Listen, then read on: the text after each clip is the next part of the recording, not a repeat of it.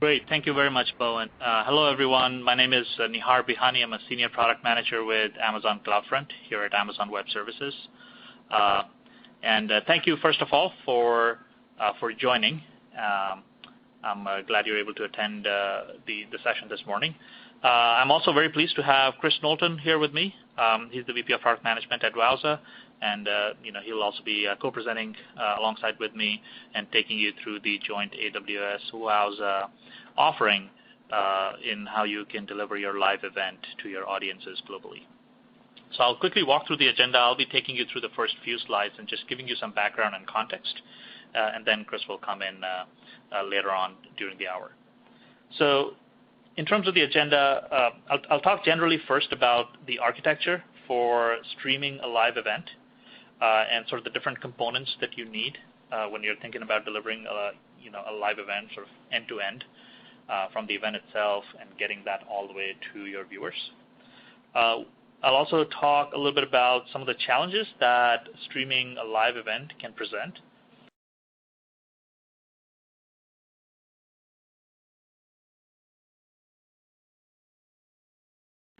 For you in terms of scalability, cost, and just delivering that event with the best possible quality and performance to your viewers.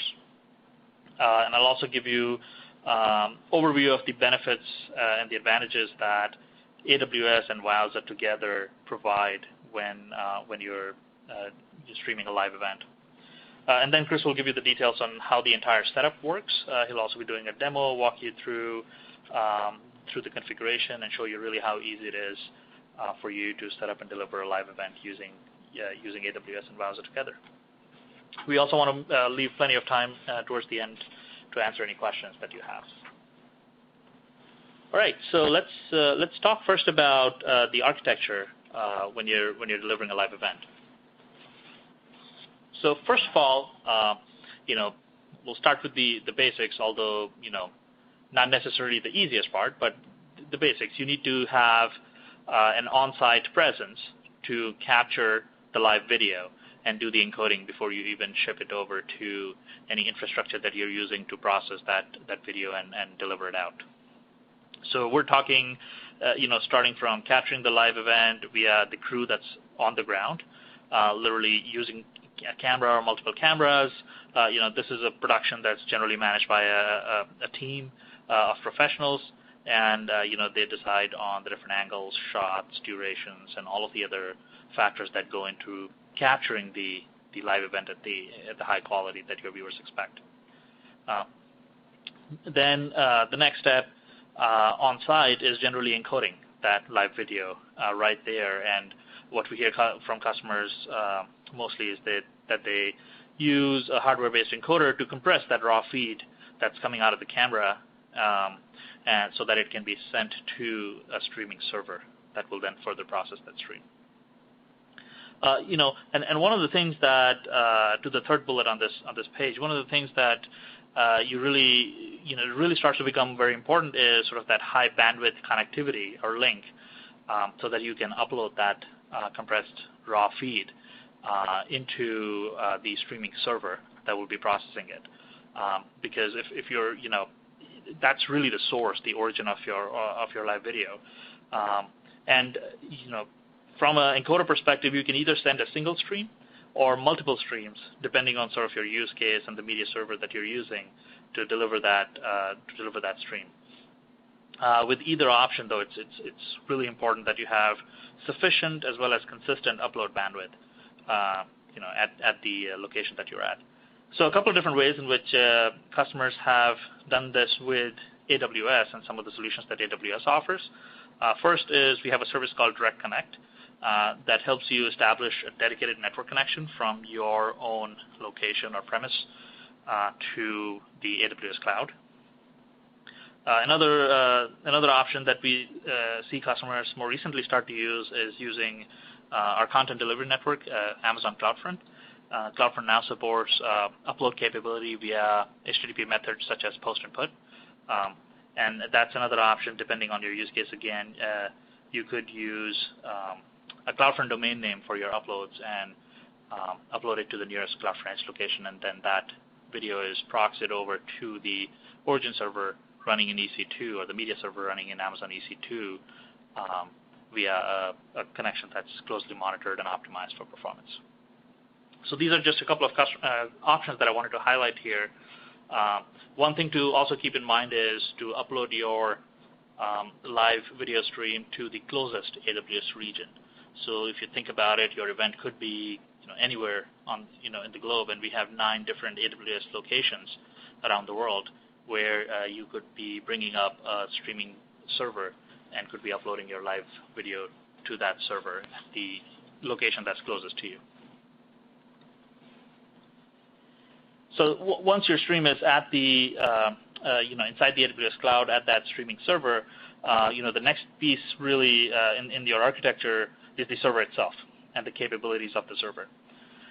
So in this example, you see, in the diagram there, Amazon Web Services. There's a Wowza media server over there that you can use in AWS and run on an EC2 instance. EC2, for those of you who may not be familiar, is Amazon's Elastic Compute Cloud, or the computing service that we have.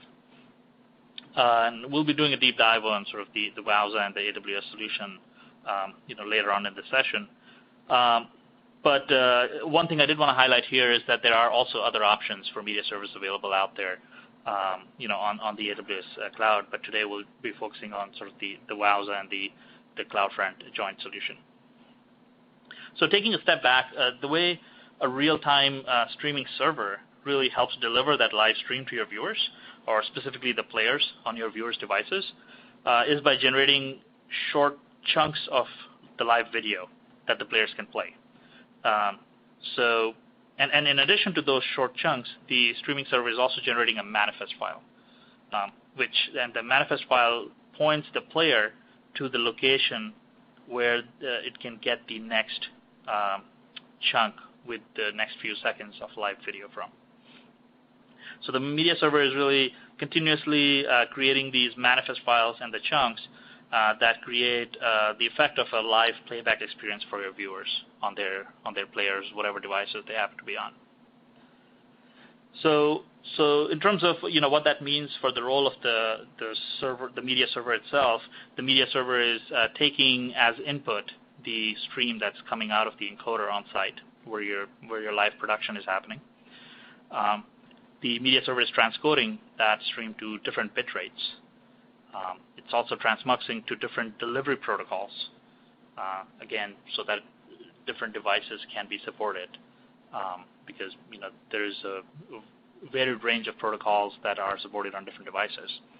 And finally, generating and updating that manifest file that helps the player find the next chunk.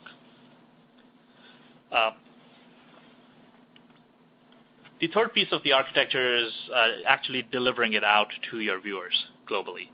And this is where you need a high-performance delivery mechanism so that you can deliver the best possible quality video to your global audience.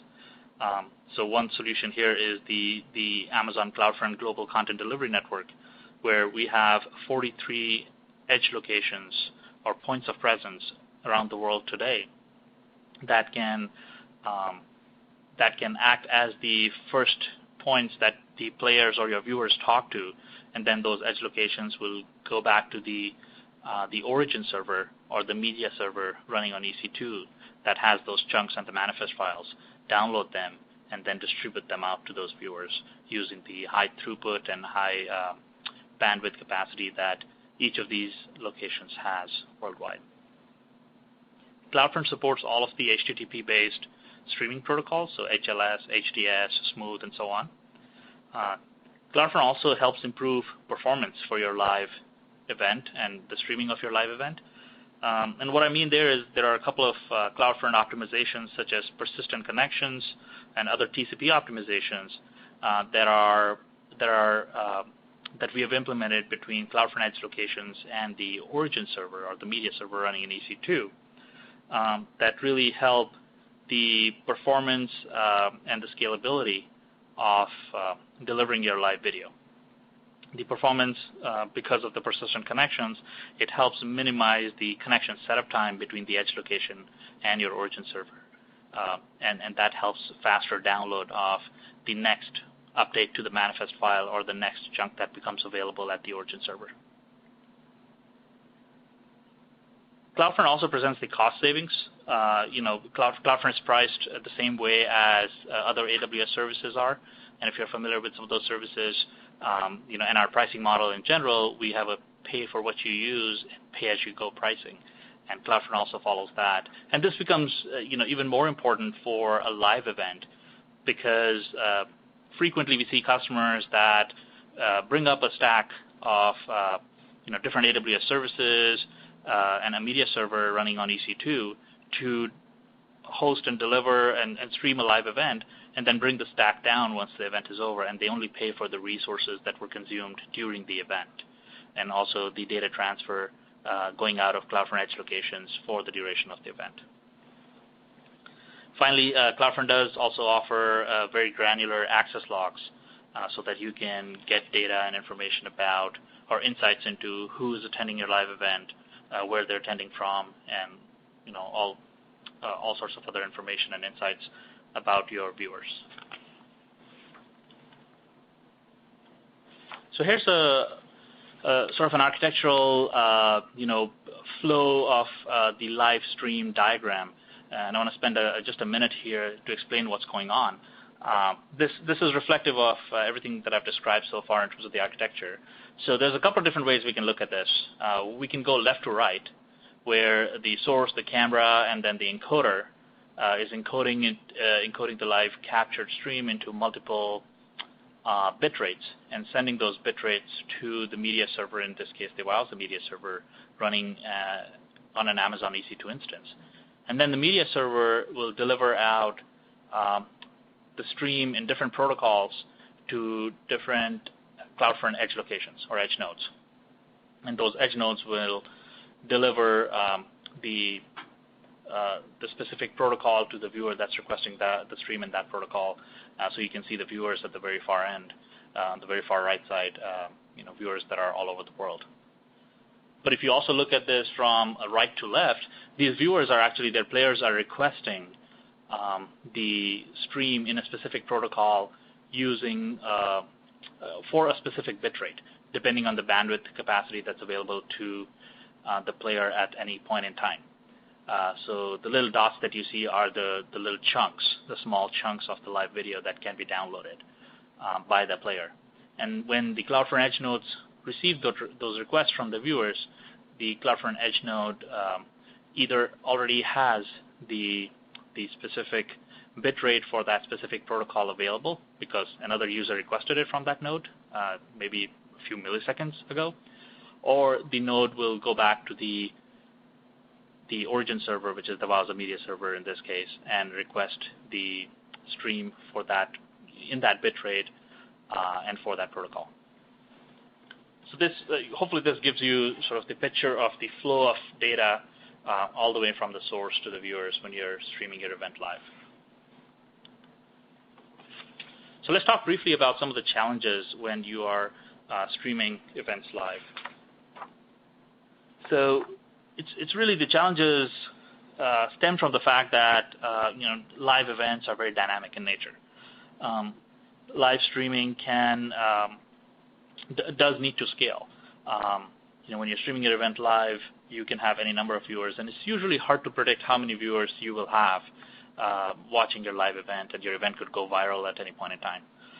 So the ability to handle those flash crowds, the ability to protect and shield your media server, your origin servers from spikes, even if you have a large number of people now interested in viewing your live event. And yet ensuring that every single viewer gets the best possible experience. So that can be a daunting challenge when you're delivering an event live. Also, the cost effectiveness or the cost of delivering a live event, because events are live events are often sporadic, or they need you need to account for the maximum number of users or viewers, and it's often not easy to predict that.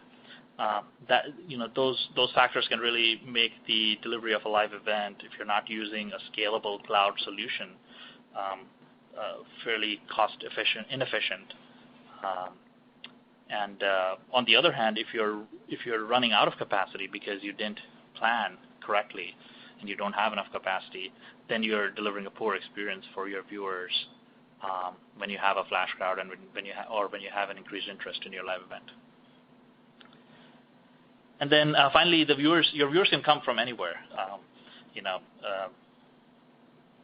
So just having the ability to deliver your live stream globally with the best possible performance using a global CDN can,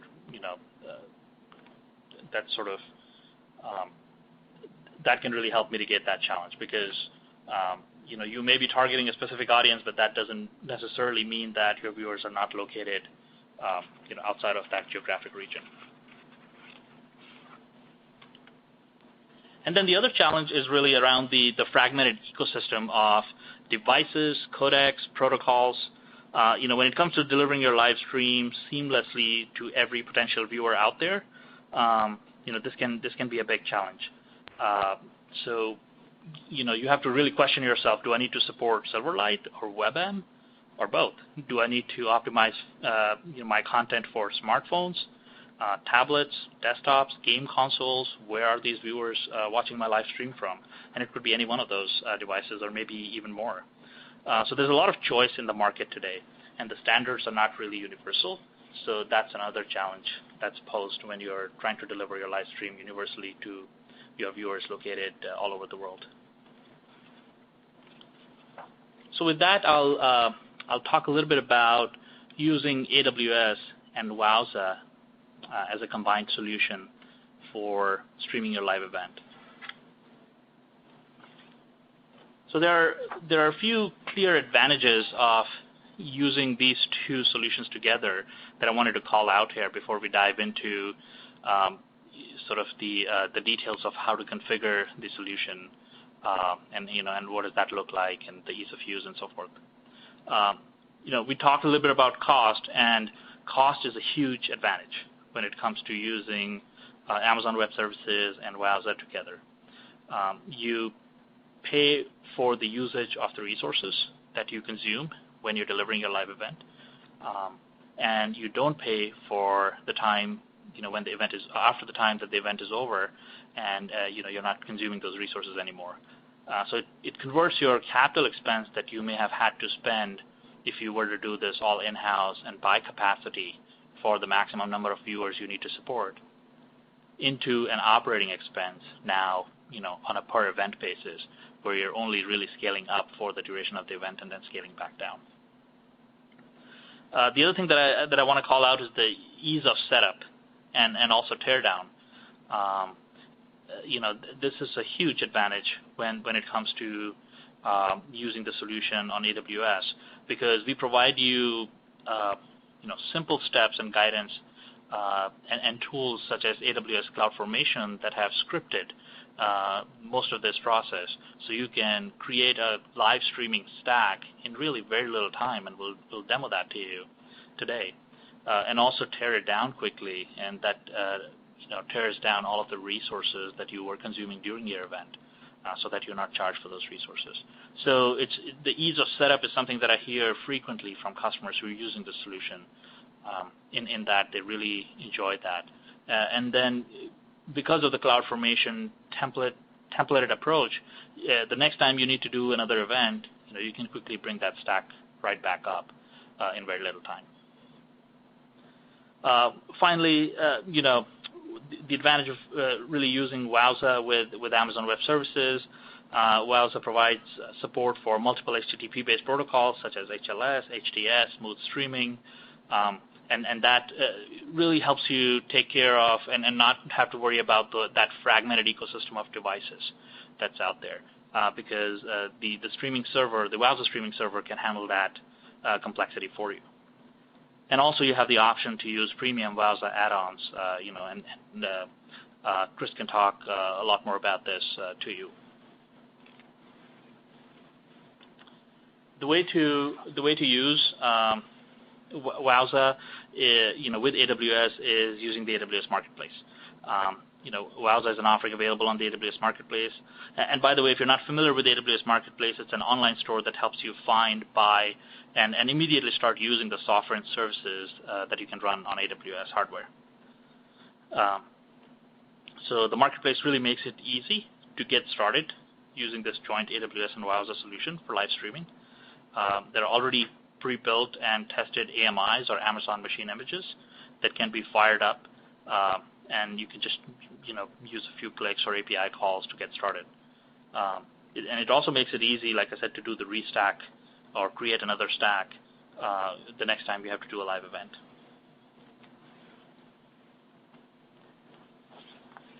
And then to add a little bit more to the ease of use, being a big advantage here, we have detailed instructions and tutorial available on the Amazon CloudFront website in our documentation that step-by-step guide you through setting up this live streaming stack with Wowza, and how you can get started, how you can test, and then how you can deliver the live stream in production. So with that, I will hand it over to Chris, and he will take you through the rest of the presentation and talk about configuring AWS and Wowza together for your live streaming. Thanks, Nihar. Hi, everyone. This is Chris Knowlton with Wowza. What I thought I would do to really make the point is, and to follow up on a lot of what Nihar just explained, was how easy it is to get started with this. I can walk you through it in about 10, 15 minutes here, step by step, and after that you can probably skip through in about 2 minutes each time. So it becomes a really easy process to set up a global network of streaming delivery servers from one central location. So as we get started here, let me share with you my screen and we'll walk through it together.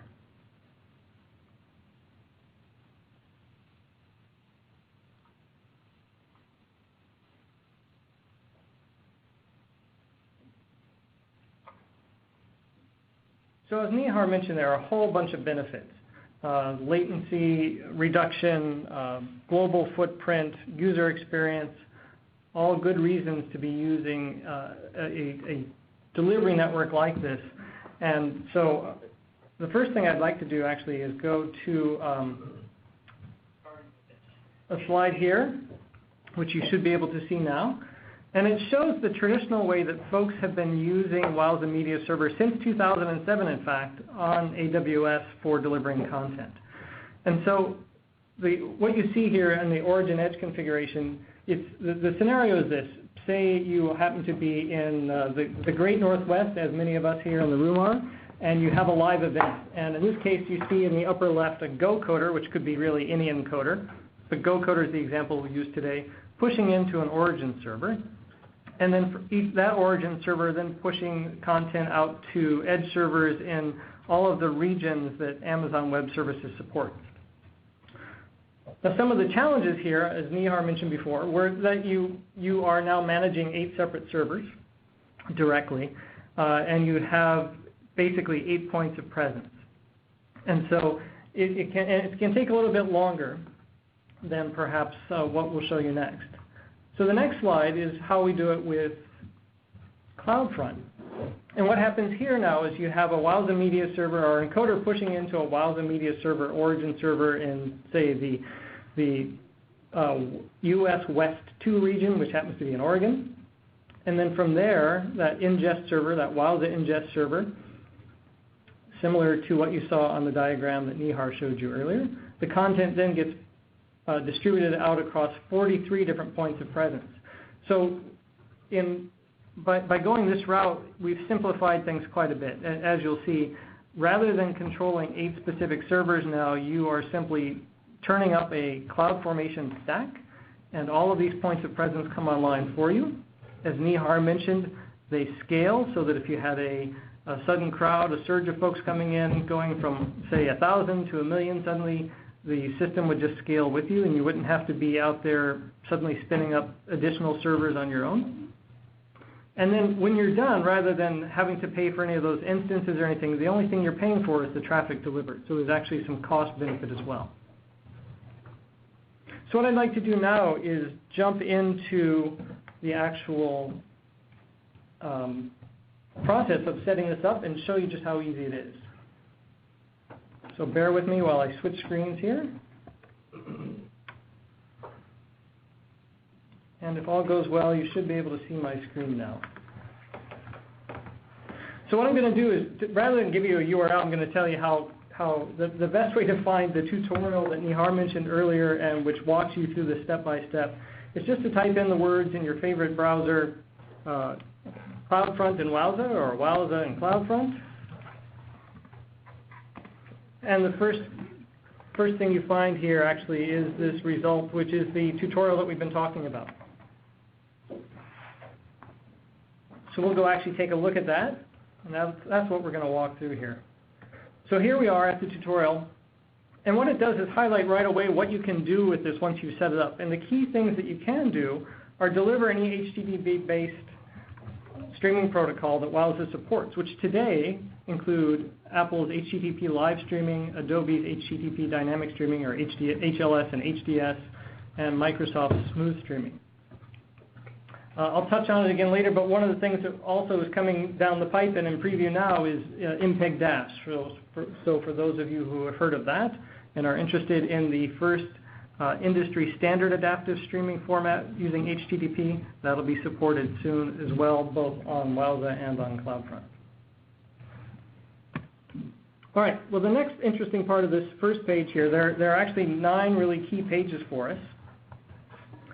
And here are those 9 that walk you through from top to bottom, starting how to set up set up the account, set up what's called a key pair, which is a security mechanism, getting your license for Wowza, and then setting up the stack, and then checking to make sure everything's running well, and then at the end, tearing it all down so that you only pay for what you use. So if you have a live event that only runs 3 hours, when you're done with the event, you can turn everything off, and you only pay for the time that you've actually been spending CPU or using storage or delivering bits over the CDN. So I'm going to dive in. And first is setting up the account. Now, a lot of you probably already have Amazon Web Services accounts, so this may not be interesting for you. So we'll skip ahead for you in just a moment. But for those of you who haven't, it's pretty easy to do. Just like most of you probably have Amazon accounts, you can also sign up just as easily here. And so that link that they have there takes you to a page where you can get started a number of ways. The first one, that if you haven't ever opened an Amazon Web Services account before, that might be interesting, is to check out the Getting Started for Free. Definitely an interesting option for some of you. Oh, gotta sign in, hang on. For those of you who already have accounts, you probably don't qualify for the free account, and so you would be more likely to just click on the sign up button and sign in. If you're signing up for a new account, for instance, to run Wowza Media Server on CloudFront. Or if you already have an account and you want to use that same existing account that you already have, then you just sign in at the My Account Console dropdown. Now, in my case, I already do have an account. So I'll go ahead. It's already signed in. So we're set to go as far as that goes. So on to the next step. The next part of it, after you've signed up and you have your account, is just to go ahead and create a key pair. As I mentioned, that's a security mechanism. And it's quite easy to do. So I'll just go ahead and the key steps here I'll just walk you through really fast before we go over, is you go to the region where you wish to actually have your server. And this is a key point too, and I'll reinforce what Nihar said earlier. When you're doing a live event, it's pretty critical that you have your encoder, preferably as close as possible to your origin server. So when you set up your origin server in a region, you like to have it near the encoder. So if we're doing an event in Seattle, then we want to probably push to the Oregon region, for instance, and then from there push out the content to all the other points of presence. So the first thing you do is pick which region you want to create the key pair in, And then you scroll down to key pairs and you go ahead and create it. So I'll just show you that real quick.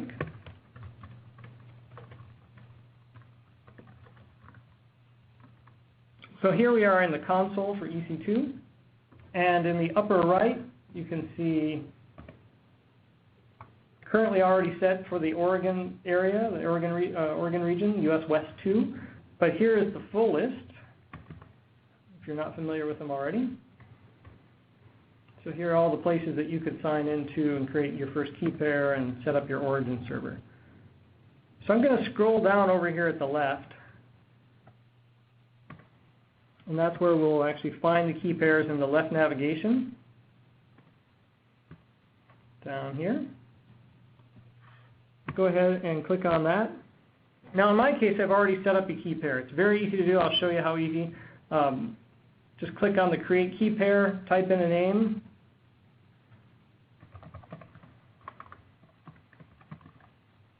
And click Yes. Now two things just happened. It created that key pair for us, and it also gave us, down in the lower left, it automatically downloaded for us what's called a PEM file, P-E-M. And this is a record of that actual key, and you keep that for your own security. This is the only time you get to download it, and you may need it again some other point. So save it in a secure place.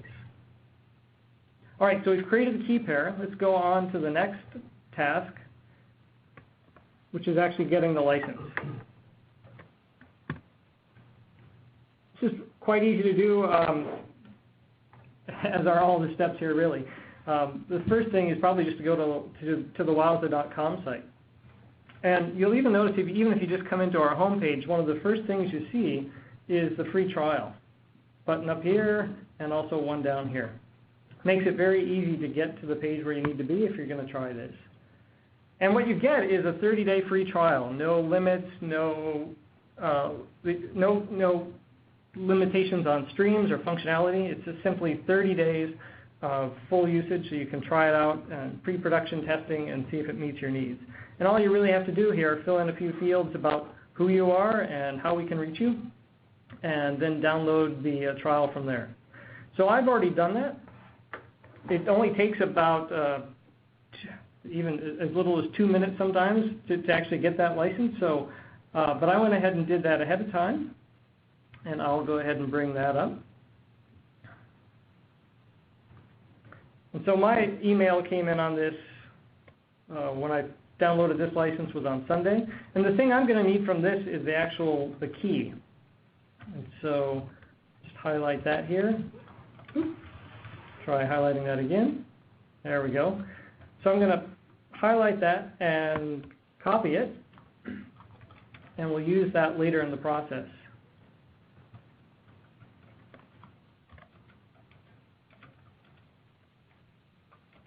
All right. The other option too, if you've already gone and gotten a 30-day free trial, and so you don't have that option available to you now because you've used it up, is to go to the Licenses Built for You page, which is our pricing page.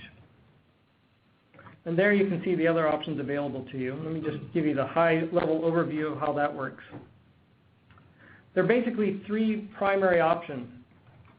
Most customers go with the monthly option, where they're paying $55 per month and lower costs if you're getting licenses in volume.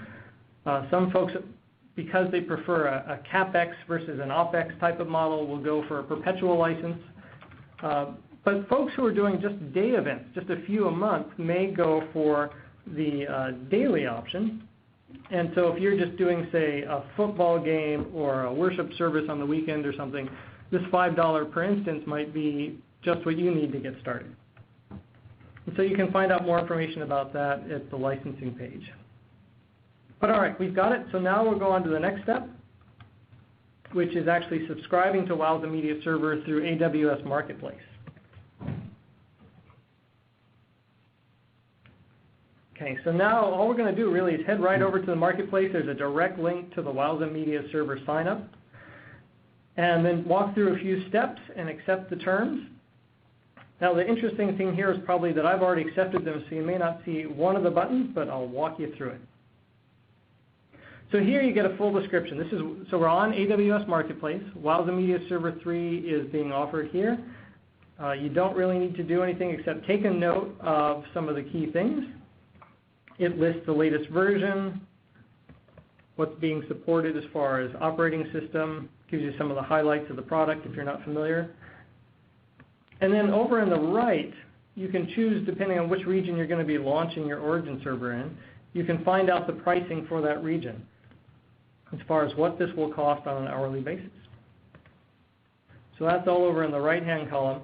And what you'll see there are a number of instance sizes. By default, we go with the large, the M1 large. What you'll see is software, it lists $0 per hour, and that's just because you've already paid for the Wowza license at wowza.com, or you've gotten a free trial, and then you're just paying EC2 fees. On top of that, you'll have some fees for your actual delivery. So if you have 100 users watching something, a 1 megabit per second stream, it's pretty easy to figure out, based on the rate of CloudFront delivery in different regions, what your cost will be. Anyway, once you've gone through this and understood what's here and decided that this is the right thing, you click on the Continue button. And what you'll see is it defaults to this one-click launch mode, and we actually want to go to the second tab, which is Launch with EC2 Console. You don't actually want to launch anything at this point. What you're really doing is walking through the terms and making sure this is the right product and it's going to work for you in terms of the operating system and everything else. So here we'll launch with EC2 Console. Go take a look at that. Again, it just brings up the pricing and explains how it's going to work. And for most folks, what they'd see right here in the upper right, if they had not already gone through this and accepted the terms, and up here there would be an Accept Terms. And you would just click on that. And so basically all you've done at this point is you've gone into Marketplace, you've said, yes, this is the product I want, and I'd like to subscribe to it so that at a future point I can start launching instances.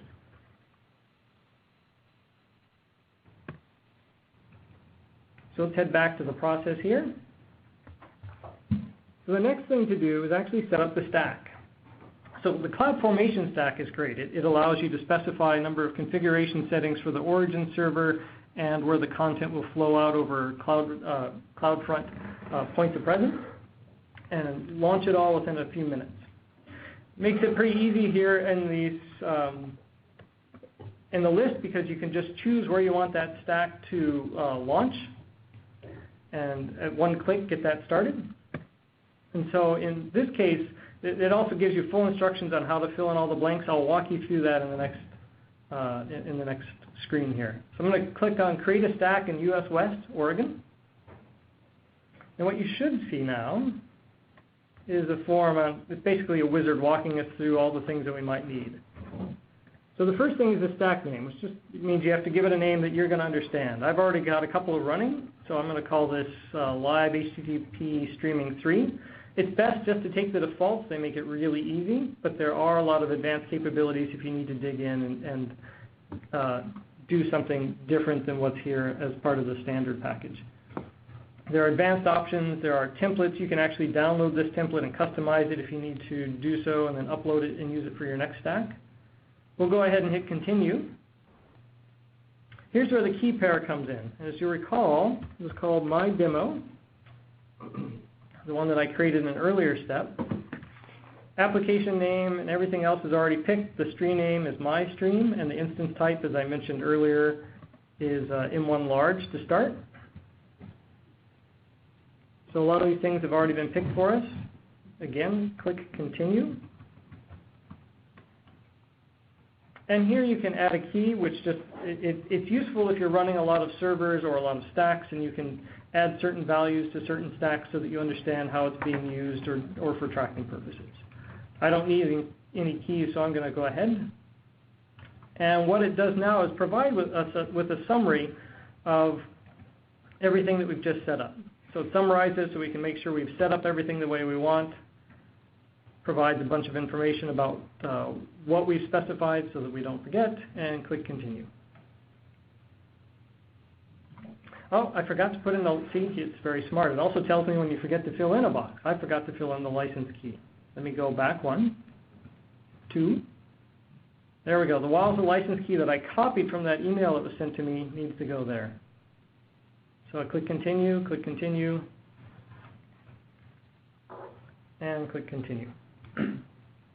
And right now it's creating a stack. And it tells us a little bit about that.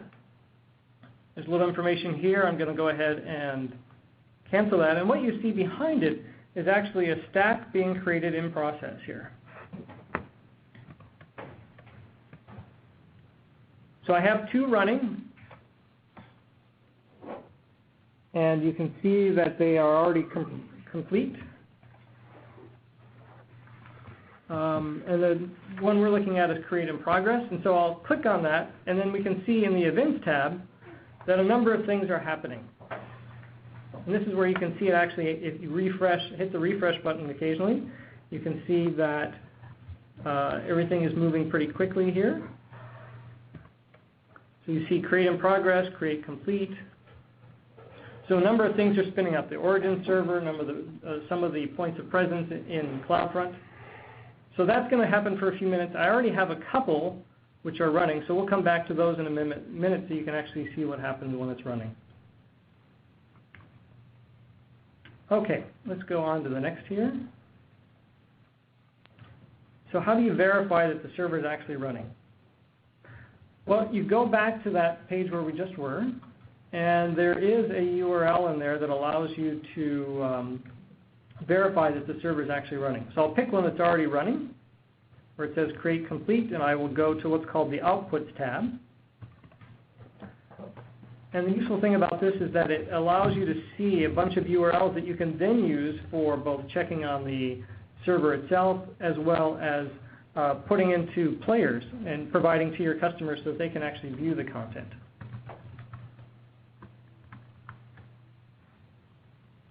So here are a number of playback URLs that we actually will use in the players. But just to test that the server is running, there is in the bottom here a Wowza server logon info field, and you get some username and a password. And then above that a URL that we can actually click on to enter those and just see that the server is running. So I'll go ahead and copy those. Copy the password. I see the username is Wowza. Click on this Wowza Stream Manager URL here. And then I can just type those in. Just the fact that I've actually got that window up there tells me that it's already running. Then I can log in. And this just verifies that the server is in fact running. So good news. We have a server running and the stack is still spinning up.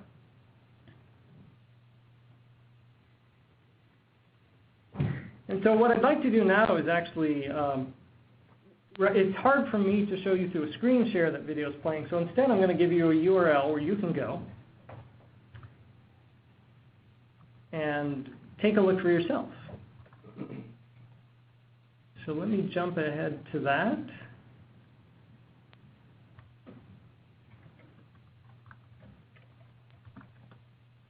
Actually, I will ask for a little assistance. I'm looking for the URL to push out to everyone. Oh, here it is. Got it.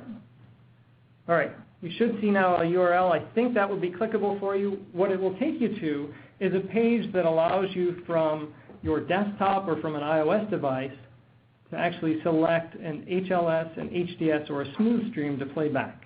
And you can actually see a clock that is running from a Wowza Go coder in the room.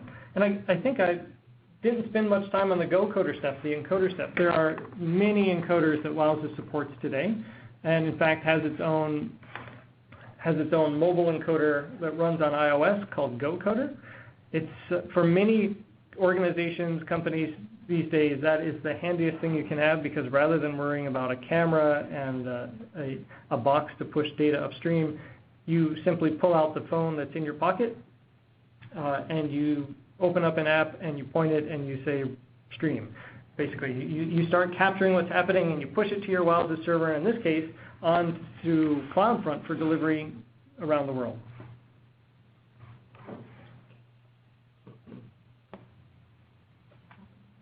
Okay. So with any luck, you've been able to see that link, and if not, we'll also send out some links to demos so you can see afterwards and get a sense. Let me kind of go back now and just review what we've gone through. Essentially, we first started setting up the stack, and we got ourselves a Wowza Media Server subscription on AWS through Marketplace. And then we fired up a CloudFormation stack, which actually launched an origin server and launched CloudFront edge nodes for us to push content through.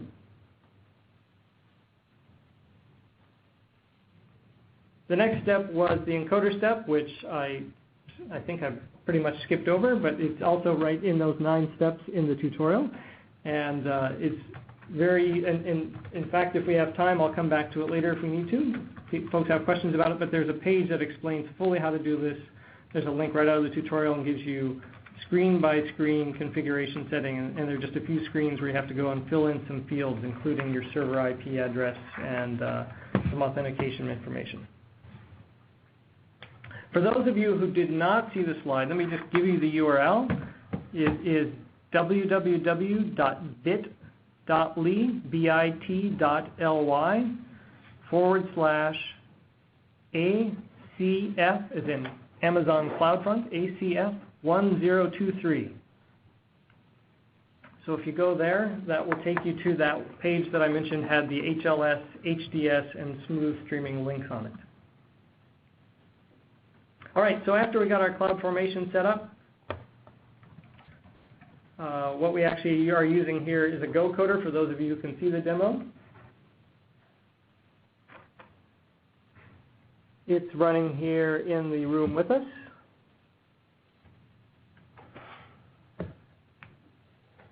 And I just restarted it, so if you see a message or buffering or anything, give it 5 or 10 seconds. Most of these streams over HTTP have latencies anywhere from 5 to 20 seconds, depending on which protocol it is, how many hops they take. One of the nice things about using CloudFront, of course, is that being an HTTP network made for accelerating content, is it actually reduces those latencies over the way you might see it if you were just trying to serve everything from one server across the globe.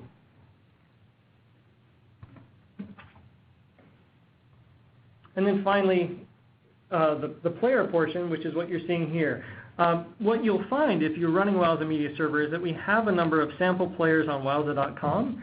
And what you can do, as you'll see in the tutorial, is actually just take those URLs from the Outputs tab of the CloudFormation stack and drop them right onto our web page on those sample players and immediately see playback from that full CloudFormation stack that you've just built.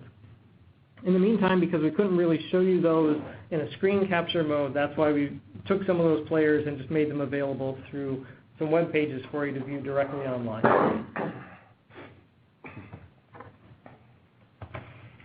All right, so coming full circle, we have gone through the number of benefits of using AWS and specifically CloudFront with Wowza Media Server. Those benefits are both in terms of management, reducing your management burden. You don't have to manage a bunch of individual servers around the edges. There are financial benefits because now you're not needing to run additional instances out at the edge. You are just paying for bandwidth used that's delivered through CloudFront and infrastructure that's already in place and scales with your load.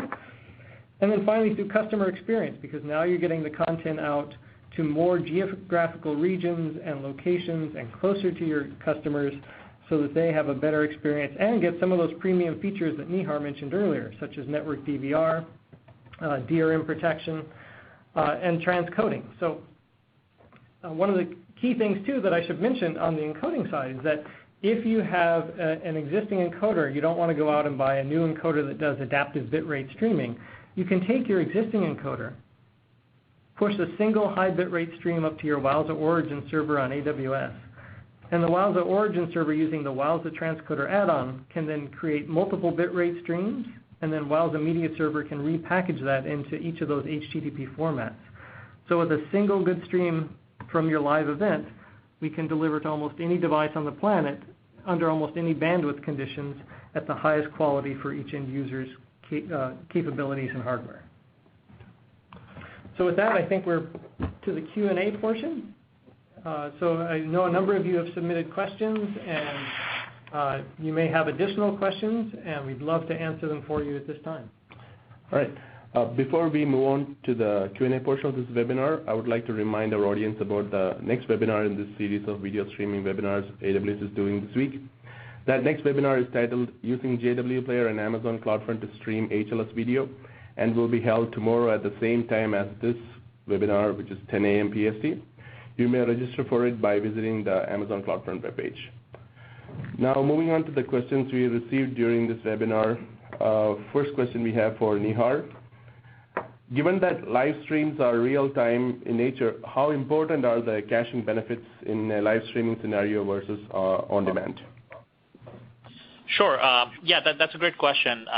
Given that live streams are real-time, there's still benefits of using CloudFront and caching those chunks that the media server, the Adobe Media Server, will produce, and that's because CloudFront has a couple of different features. The first being what we call internally collapse forwarding, where if we receive hundreds or thousands of viewers, which is normal for a live event, come to a single edge location or a single CloudFront edge node, we will collapse all of those requests and send a single request back to the origin server, and then cache that response from the origin server so that all subsequent viewers can receive that cache response.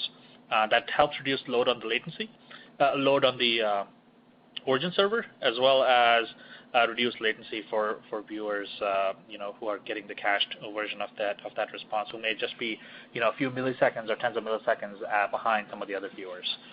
So that's the big advantage. The second thing I'd say is the persistent connections. That's more of a performance benefit, where, as I explained, CloudFront maintains persistent connections between the edge servers and the origin servers, so that connection doesn't need to be reestablished each time for each viewer. So that's another added benefit to help you, shield your origin servers. Okay, thanks. Chris, could you answer this next question? Can you explain how we can protect a live stream using DRM? Sure. Yeah, so DRM, or Digital Rights Management, allows you to protect the content of the stream. And so that can be, using Wowza Media Server, you can apply that on the fly as you're delivering the content. So if you are delivering, for example, smooth streaming content or HTTP live streaming or HLS content, that can be encrypted as it leaves the server at the different bit rates and delivered to each user. And if they are then using a client which can play it back, such as a smooth streaming client or some of the HLS clients that have been modified to support play-ready protection, then they can play that back. And the key services that you need, which actually provide the licenses to the encoder and then to the end user to unlock the content, can be provided by third parties such as Verimatrix, ByDRM, and others. I think ByDRM, in fact, is actually running on some of their infrastructure on AWS as well. So that might actually be a good logical linking if you want to protect your content while running on CloudFront. All right, thanks. Next question is for Nihar.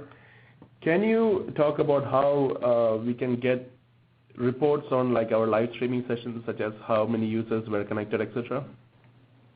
Sure. There's a couple of different ways actually that you can get reporting or metrics and data on your viewers.